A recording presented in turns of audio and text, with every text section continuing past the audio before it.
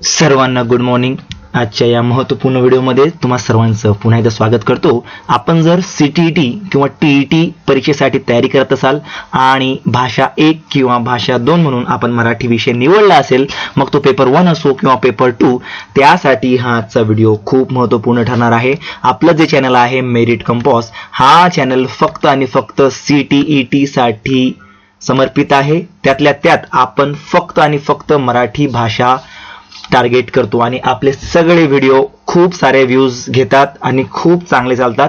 त्याच्यामुळे आतापर्यंत आपण व्हिडिओला लाईक केलं नसेल तर लाईक करा, चॅनलला सबस्क्राईब करा. आपण हा व्हिडिओ अगदी स्पष्टीकरणासह, प्रत्येक प्रश्नाच्या स्पष्टीकरणासह घेणार आहोत आणि हेच आपलं विशेष कार्य आहे की आपण प्रत्येक प्रश्नाचं स्पष्टीकरण तुम्हाला इथं देत असतो. त्याचं स्क्रीनशॉट आपण घेऊ शकता आणि त्या एका मुळे आपण खूप सारे प्रश्नांची तयारी करू शकता. आजच्या व्हिडिओमध्ये आपण 10 प्रश्न महत्त्वाचे घेणार आहोत. हे 10 प्रश्न जरी आपण केले तरी पुरेसं आहे. ठीक आहे, सुरू करूया. पहिला प्रश्न आहे बघा आपला, मौखिक भाषा क्षमता विकसित करण्यासाठी पुढीलपैकी कोणता सराव सर्वात मदतरूप ठरतो? प्रश्न एकदा पुन्हा वाचूया. मौखिक भाषा क्षमता विकसित करण्यासाठी पुढीलपैकी कोणता सराव सर्वात मदतरूप ठरतो? आता सर्वात मदतरूप इथं म्हणलं आहे, ठीक आहे. तर त्याचा अर्थ काय होतो की सगळेचे सगळे जे पर्याय दिलेले आहेत ते मदतरूपी आहेत, पण त्याच्यातला आपल्याला सर्वात महत्वाचा ओळखायचा आहे. बघा, प्रश्न वाचताना CTET मध्ये काय असतं की आपण जेव्हा परीक्षागृहामध्ये जातो तेव्हा गडबड असते आपल्या मागे, आपल्यावर दडपण असतं की आपल्याला लवकरात लवकर हा पेपर कंप्लीट करायचा आहे, आपल्याला गोल पण भरायचे आहेत. त्याच्यामुळे आपण प्रश्न वाचताना महत्वाचे जे शब्द असतात, जसं की सर्वात मदतरूप कोणता, तर याच्यात काय होतं की आपण एकच कोणता तरी आपल्याला वाटतो की हा बरोबर आहे आणि आपण तो देऊन टाकतो. बघा, आपण पर्याय वाचूया. कवितेचे एकट्याने आणि सामूहिक अभिवाचन, भूमिकाभिनय, शिक्षिकेच्या पाठोपाठ पाठाचे सामूहिक वाचन, शिक्षिकेच्या पाठोपाठ शब्दांचे सामूहिक उच्चारण. आता आपल्याला चारही पर्याय बरोबर वाटतात आणि प्रश्न वाचताना आपण काय करतो, कोणता सराव सर्वात मदतरूप ठरतो किंवा कोणता सराव मदतरूप ठरतो, सर्वात हा शब्द आपण विसरून जातो. मग याच्यापैकी चारही आपल्याला मदतरूप ठरतात, मग आपण काय करतो, पहिल्याच आपल्याला वाटतं आपण पहिला देऊन टाकतो. पण असं नसतं, आपल्याला सर्वात मदतरूप बघायचं आहे. त्याच्यामुळे प्रश्न समजून घेण्याचा प्रयत्न करत चला. जाऊया पर्यायाकडे. आपण आपलं उत्तर आहे बघा, भूमिकाभिनय. काय? भूमिकाभिनय. आता आपण स्पष्टीकरण जर बघितलं तर पाठोपाठ वाचनात मुलं फक्त अनुकूल करतात, स्वतःचे विचार मांडत नाही. भूमिकाभिनयात मात्र मुलं दुसऱ्या व्यक्तीच्या भूमिकेत शिरून स्वतःच्या शब्दात संवाद तयार करतात. यामुळे बोलण्याची भीती जाते, नवीन शब्द वापरण्याची संधी मिळते आणि आत्मविश्वासाने बोलण्याची सवय लागते. बघा, किती जबरदस्त असं स्पष्टीकरण आपण इथं घेतलं आहे, जेणेकरून तुम्हाला ते कायमस्वरूपी लक्षात राहील. आतापर्यंत सुद्धा चॅनलला सबस्क्राईब केलं नसेल तर सबस्क्राईब करा, व्हिडिओ लाईक करा. आणि ज्या कोणाला मला खूप कमेंट्स येतात की सर पुस्तक कोणतं घ्यायचं, तर या व्हिडिओमध्ये मी पुस्तक टॅग केलं आहे, ते आपण जाऊन डाउनलोड करू शकता. CTET मराठीसाठी ते खूप महत्वाचं आहे. तेवढे जरी प्रश्न केले तरी तुमचे 28 मार्क कन्फर्म होतील. पुढचा प्रश्न, इयत्ता 3रीची शिक्षिका मुलांना पाठातील कथेच्या घटनांची योग्य क्रमाने मांडणी करण्यास सांगते. असे केल्यामुळे कोणती बाब सुधारते? इयत्ता 3रीची शिक्षिका मुलांना पाठातील कथेच्या घटनांची योग्य क्रमाने मांडणी करण्यास सांगते. असे केल्यामुळे कोणती बाब सुधारते? वाचन आकलन, आकलनात्मक आदान, लेखन क्षमतेत वाढ, मुद्द्यांच्या संभाषण वेळेत वाढ. आता स्क्रीन पाऊस करून आपण उत्तर द्यायचं कमेंट बॉक्समध्ये. मी जातोय उत्तराकडे. तर आपलं उत्तर आहे बघा, वाचन आकलन. आता हे उत्तर कसं काय, तर बघा, घटना क्रमाने लावण्यासाठी मुलाला संपूर्ण कथा नीट समजून घ्यावी लागते.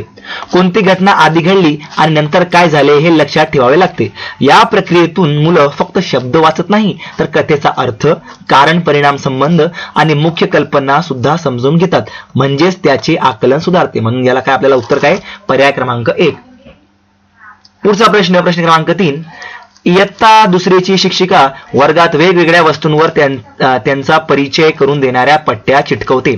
यामुळे विद्यार्थ्यांना प्रत्यक्ष वस्तू आणि शैक्षणिक साहित्य यांचा संबंध जुळवता येतो. असे केल्याने विद्यार्थ्यांच्या कोणत्या क्षमतेत भर पडते? बघा, मी 2019चा एक पेपर घेतला होता, त्याच्यात अशाच प्रकारचा हा एक प्रश्न आला होता आणि हा 2021चा प्रश्न आहे.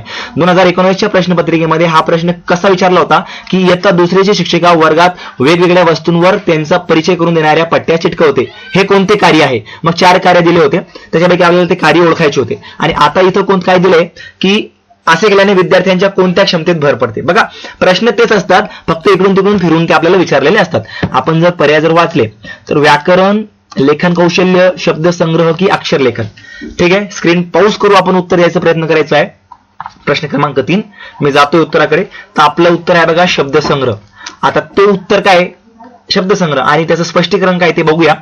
वर्गात वस्तूवरचे तिचे नाव लिहिलेले असेल तर मुलं दिवसातून अनेक वेळा तो शब्द पाहतात. प्रत्यक्ष वस्तू आणि शब्द यांचा थेट संबंध जोडला जातो. याला समृद्ध मुद्रित वातावरण म्हणतात. यामुळे नवीन शब्द सहज लक्षात राहतात आणि शब्द संग्रह झपाट्याने वाढतो. मग याला काय म्हणतात? समृद्ध मुद्रित वातावरण. ठीक आहे, जबरदस्त आपल्या संकल्पना इथं क्लिअर होत आहेत. आतापर्यंत पण व्हिडिओला लाईक केलं नसेल, चॅनलला सबस्क्राईब केलं नसेल तर प्लीज सबस्क्राईब करा. 58 दिवस आजपासून परीक्षेला बाकी आहेत आणि या 58 दिवसांमध्ये आपण तुमची 100% म्हणतो 27 ते 28 मार्कांची तयारी मराठी विषयामध्ये करून घेणार म्हणजे करून घेणार. आणि हेच 27-28 मार्क तुम्हाला दुसऱ्या विषयामध्ये जर कमी स्कोर आला तर 90+ क्रॉस करण्यास मदत करतात. आणि इथं एक मार्क अति महत्वाचा असतो.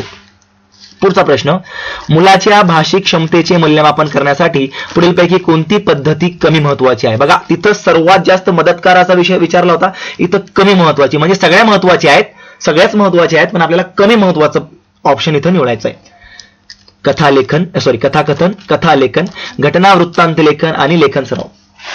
ठीक आहे, स्क्रीन पॉज करून आपण उत्तर तर दिलंच असेल. जाऊया आपण आपल्या उत्तराकडे. तर आपलं उत्तर आहे बघा लेखन सराव. सर्वात कमी महत्वाचं काय? लेखन सराव. आता ते कसं काय आपण स्पष्टीकरण बघूच.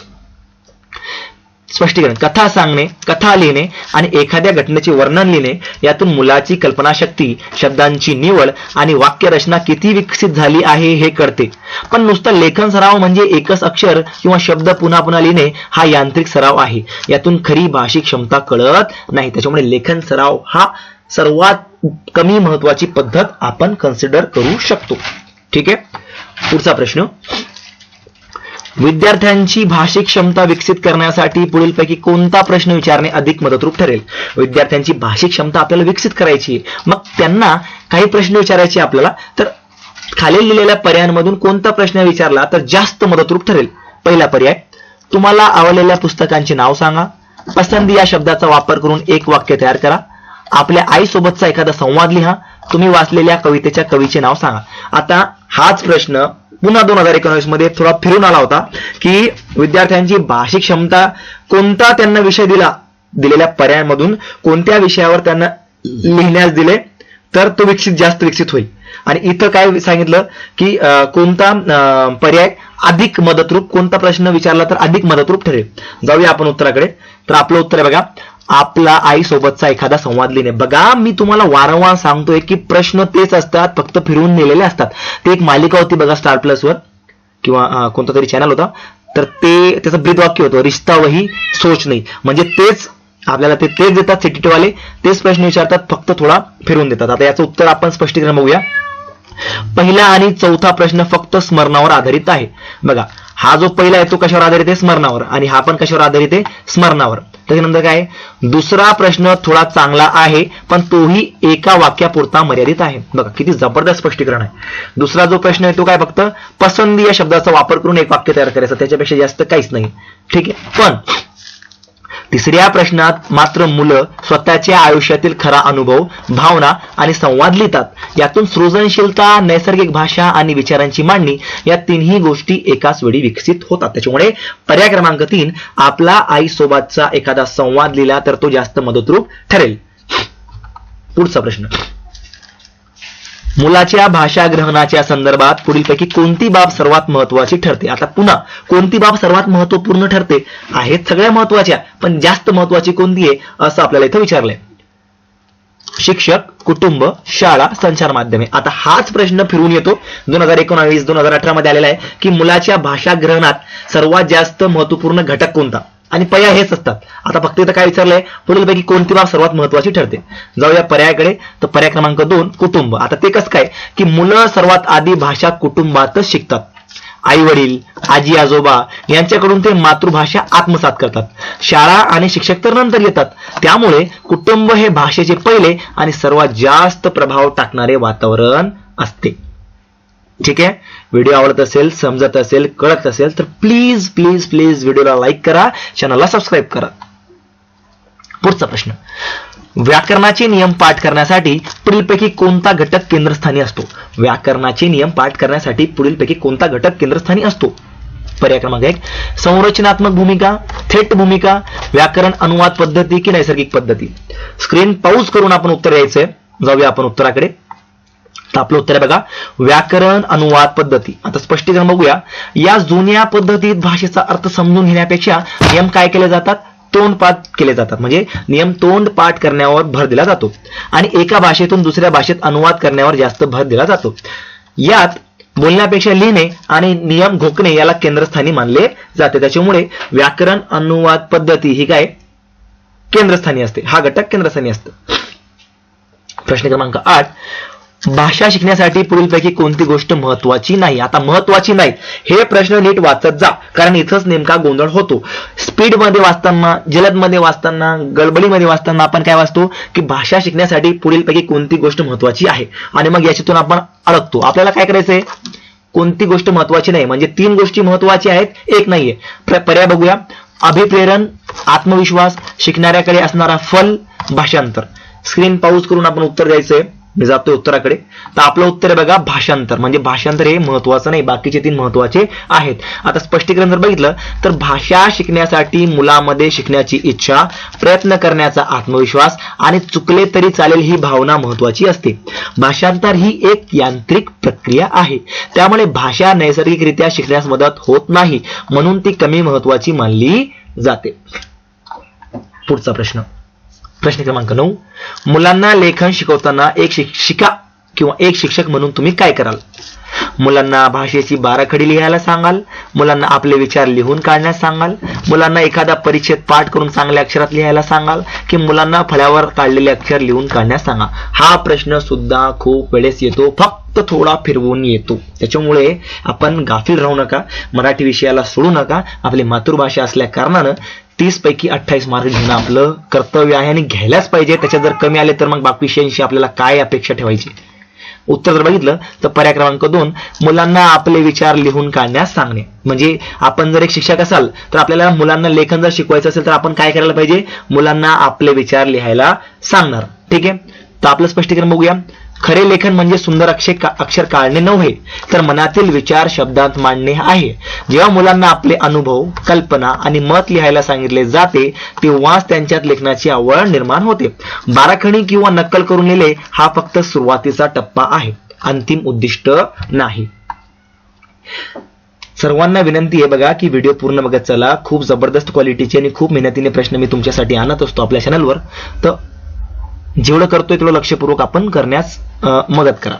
पुढचा आणि शेवटचा प्रश्न, मुलांसाठी शिक्षण सामग्रीची निवड करताना कोणता मुद्दा सर्वात महत्वाचा ठरतो? मुलांसाठी जर आपल्याला शिक्षण सामग्रीची निवड करायची आहे तर कोणता मुद्दा आपण सगळ्यात जास्त लक्षात ठेवायला पाहिजे? पर्याय क्रमांक 1, सामग्री जवळपासच्या बाजारात उपलब्ध असणे, सामग्री फार महागडी नसणे, सामग्री मुलांनी तयार केलेली असणे आणि सामग्री प्रसंगानुरूप असणे आणि एकात्मीकृत स्वरूपाने वाचता येणे. जाऊया आपण उत्तराकडे. तर आपलं उत्तर आहे बघा, सामग्री प्रसंगानुरूप असणे आणि एकात्मीकृत रूपाने वापरता येणे. स्पष्टीकरण जर बघितलं तर साहित्य महाग आहे की स्वस्त, बाजारात मिळते की नाही यापेक्षा ते त्या दिवशी शिकवायच्या पाठाशी संबंधित आहे का आणि एका साहित्यातून ऐकणे, बोलणे, वाचणे, लिहिणे अशी अनेक कौशल्य शिकवता येतात का हे जास्त महत्वाचे आहे. चांगले साहित्य हे नेहमी प्रसंगाला धरून असते. म्हणजे आपण जर मुलांना काही शिकवणार आहोत, कोणता एखादा धडा शिकवणार आहोत, पाठ शिकवणार आहोत आणि त्याची शिक्षण सामग्री आपल्याला निवडायची आहे की बाबा मी जर समजा मुलांना एकमितीय प्रकार, द्विमितीय प्रकार, एकमितीय आकृती म्हणजे 1 dimensional shape, 2 dimensional shape, 3 dimensional shape हा घटक शिकवतोय, मग मला जी शिक्षण सामग्री जर निवडायची आहे त्यांच्यासाठी की वर्गामध्ये मी कोणती सामग्री घेऊन जाऊ, तर खालीलपैकी कोणते मुद्दे लक्षात ठेवू? जर आपण जर असा विचार केला की जवळच्या बाजारामध्ये उपलब्ध पाहिजे तर हे महत्वाचं नाहीये, फार महागडी नसेल असं पाहिजे तर हे बी महत्वाचं नाहीये, सामग्री मुलांनी तयार केली पाहिजे हे पण महत्वाचं नाहीये, पण सामग्री प्रसंगानुरूप असायला पाहिजे आणि एकात्मीकृत असायला पाहिजे, जेणेकरून मुलांच्या सगळ्या संकल्पना क्लिअर व्हायला पाहिजे. त्यांना त्या साहित्यातून ऐकणे, बोलणे, वाचणे असे अनेक कौशल्य शिकता आले पाहिजे. हे जर त्याच्यातून साध्य होत असेल तर मग ते सामान दूर असेल तरी चालेल, दुरून आणलेलं असेल तरी चालेल, महागडं असेल तरी चालेल. त्याच्यामुळे पर्याय क्रमांक 4 आपलं उत्तर बरोबर असणार आहे. अजून सर्वांना विनंती, आपल्या स्क्रीनवर आपल्याला अजून 4 व्हिडिओ दिसत असतील या सिरीजचे. भाग 1, भाग 2, भाग 3, भाग 4, भाग 5 पण दिसेल तुम्हाला पुढच्या स्क्रीनवर. तर आपण आतापर्यंत हे व्हिडिओज बघितले नसेल तर व्हिडिओ बघा. चॅनलला सबस्क्राईब केलं नसेल तर चॅनलला सबस्क्राईब करा. धन्यवाद.